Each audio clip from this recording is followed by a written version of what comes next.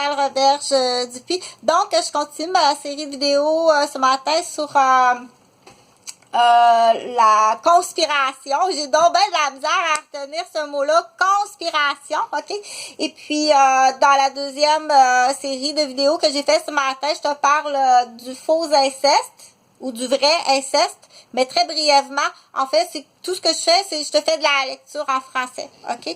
Parce que je suis pas en position de dire quoi faire. Une chose est sûre, on sait que les gens qui ont été incestués ont très souvent des difficultés d'apprentissage. Donc, s'ils veulent se renseigner, puis ils vont arriver, ils vont se buter à dire j'arrive pas à lire. Donc, moi, je vais te faire la lecture, ok? Je vais expliquer comme que du mieux, on dit de mon mieux possible, parce que comme j'ai expliqué, puis j'ai lu sur l'autre vidéo, tu vas avoir le complot. Dans les cas de vrais incestes, t'as la conspiration puis le complot qui existe. OK?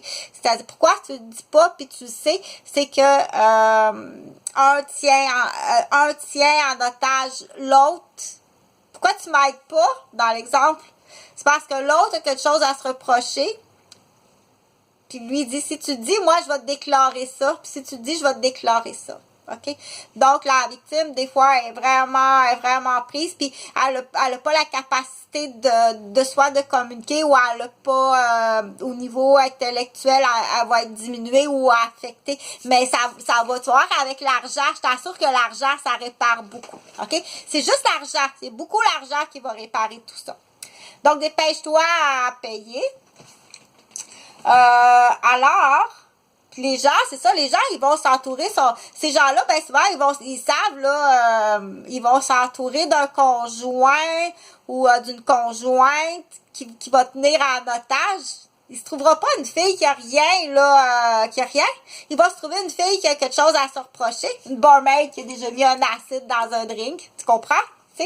Où est-ce que le complot puis la conspiration, à un moment donné, on dit, est-ce qu'on peut cibler au Québec qu'il y a beaucoup de conspirations puis beaucoup de complots, puis ça va jusque où que, à un tel point que le Québec est difficilement, c'est difficile de croire à un espoir.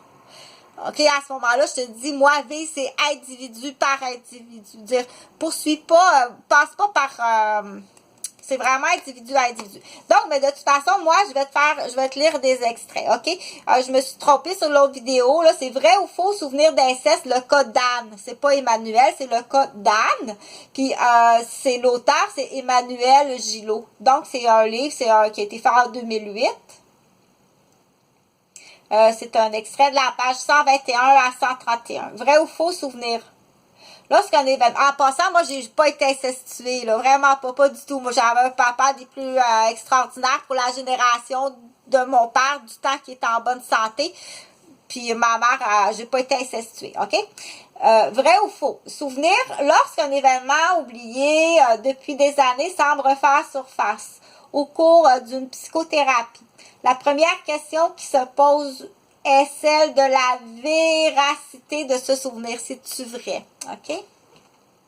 C'est sûr que ça peut être très offusquant de dire vous mettez en doute, mais là, tombe pas dans la colère. Dans ce moment-là, faut pas que tu tombes dans la colère. OK? Est-ce bien un souvenir ou est-ce un fantasme? Le thérapeute peut accueillir ce récit comme vrai dans sa dimension de représentation, exprimant quelque chose de véritablement présent dans le psychisme de son client. Je vais faire ma critique sur ça là, je vais juste le lire, mais je vais t'en faire une critique, OK? Mais sans doute ne faut-il pas se hâter de conclure trop vite que des faits réels ont eu lieu tels qu'ils se présentent dans le récit du client. Tu vas être chanteur, toi. Hein?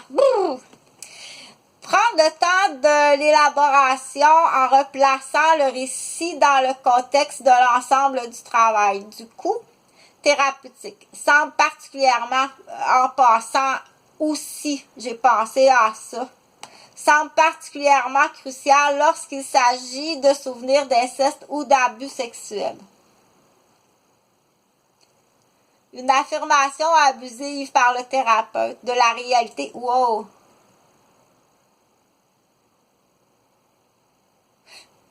je veux pas aller plus loin. Ce que je veux commenter sur ça, c'est que le faux inceste, OK? Il faut aller vérifier que la personne que tu penses qu'elle t'a incestué ou qui t'a incestué est peut-être aussi victime de l'aliénation, de la conspiration. Attends un petit peu, là. Si tu comprends, la personne que tu penses qui t'a incestué est peut-être aussi victime de la conspiration. C'est-à-dire que deux pierres d'un coup, OK? Il te détruit, il détruit toi par aliénation, puis il détruit l'autre aussi. Il détruit deux pierres d'un coup. C'est une conspiration puis, par aliénation pour se débarrasser du coup. Mais pourquoi qu'il y a ce complot-là? C'est parce qu'il y a autre chose, OK? Il veut se débarrasser du coup de celle qui se fait accuser ou de celui qui se fait accuser, puis il est en train d'aliéner le pauvre, la pauvre petite Anne ou bien le pauvre petit Jean, on va l'appeler Jean-Sébastien. Salut!